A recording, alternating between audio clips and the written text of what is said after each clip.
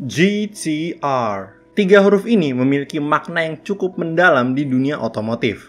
Kalau menurut gua, GTR melambangkan performa yang luar biasa, teknologi yang menakjubkan, dan itu semua dikemas dalam harga yang lebih terjangkau dibanding saingannya. Bayangin aja, sebuah mobil sport dengan performa yang bisa mempermalukan banyak supercar, tapi dengan harga yang jauh lebih murah. Itu kenapa Nissan GTR bisa menjadi sangat populer di dunia. Itu juga kenapa mobil ini bisa diproduksi untuk waktu yang cukup lama. Ingat loh, GTR pertama kali diproduksi pada tahun 2007. Itu 18 tahun yang lalu. Tapi sekarang di 2025, Nissan sudah berhenti membuat GTR. Bahkan, mereka sudah nggak nerima pesanan lagi sejak bulan Maret tahun ini. Akhirnya gue jadi bertanya-tanya, kenapa Nissan memutuskan untuk berhenti membuat GTR? Itu yang akan gue coba jawab di video ini. Sebelum kita melihat berbagai penyebab dari diberhentikannya GTR, gue pengen mengajak lu sebentar ke masa lalu untuk mengingat kembali sejarah dari mobil ini dan apa yang membuatnya sangat spesial. Pada zaman 90-an, industri otomotif Jepang lagi berada di puncaknya. Berbagai mobil keren dari sana, seperti Toyota Supra, Honda NSX, dan Nissan Skyline GTR, menawarkan performa yang mantap tapi dengan harga yang terjangkau.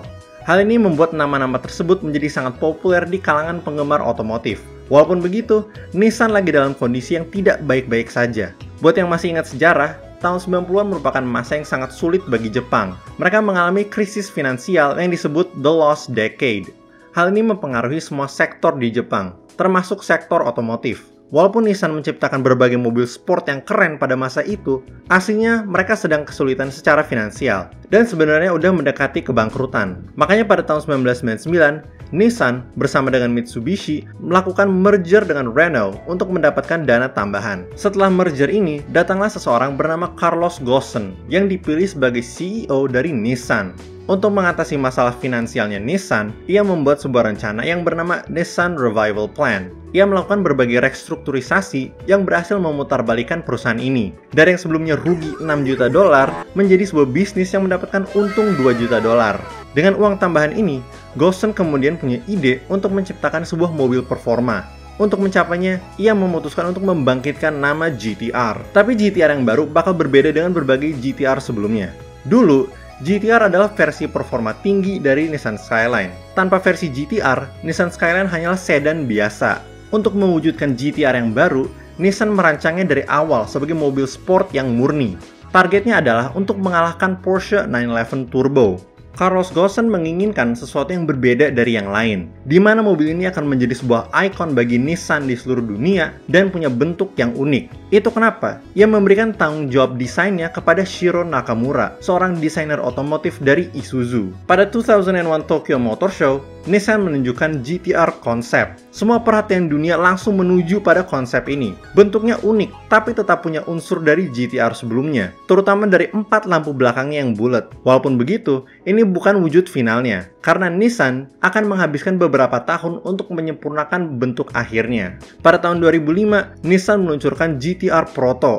Nah, ini bentuknya udah jauh lebih bagus dan mendekati bentuk finalnya. Gue pribadi suka sama bentuk lampu depan mobil ini. Kelihatannya kayak punya kantong mata gitu. Setelah GTR Proto, Nissan menghabiskan 2 tahun lagi untuk menyempurnakan bentuk serta melakukan berbagai uji coba di wind tunnel supaya GTR punya bodi yang aerodinamis. Itu baru bodinya, kita belum lihat chassis dan sistem penggeraknya. Untuk chassis, mereka nggak bisa membuat sesuatu yang sembarangan dong.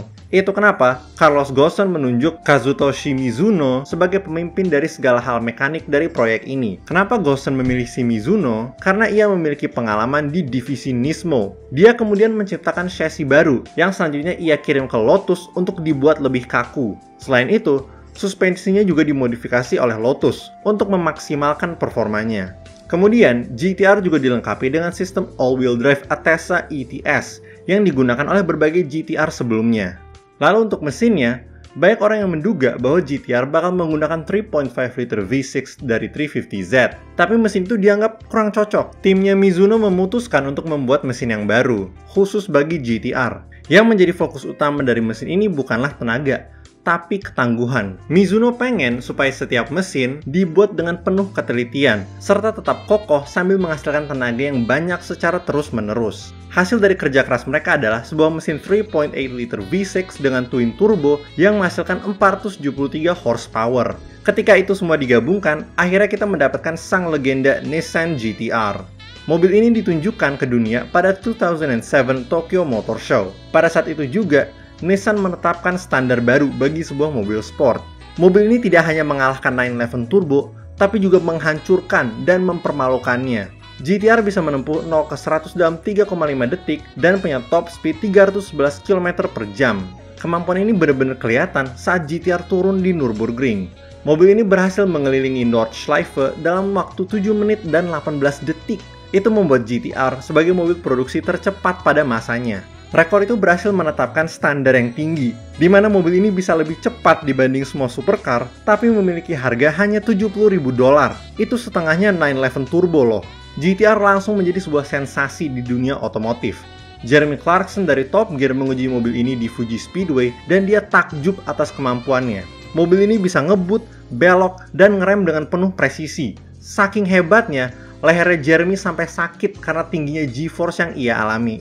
GT-R juga bukan mobil yang eksklusif. Ketika para pendahulunya hanya dijual di Jepang dan di beberapa pasar luar dalam jumlah yang terbatas, Nissan GT-R dijual secara global, di mana ribuan orang datang ke dealer Nissan di seluruh dunia untuk memesannya. Seiring berjalannya waktu, Nissan terus memberikan update kepada GT-R supaya tetap bisa bersaing dengan berbagai supercar di sekitarnya. Dengan GT-R yang terbaru bisa menghasilkan 600 horsepower. Selain penambahan pada mesin, Nissan juga melakukan berbagai perubahan kecil pada eksteriornya. Dengan facelift pertama yang terjadi di tahun 2010, kemudian di 2016, dan terakhir di 2023. Bukan hanya berkuasa di jalanan, GT-R juga aktif digunakan pada berbagai ajang balapan, seperti di Super GT, FIA GT1 World Championship, dan GT World Challenge. Kelihatan ya bahwa Nissan GT-R adalah sebuah mobil sport yang fenomenal.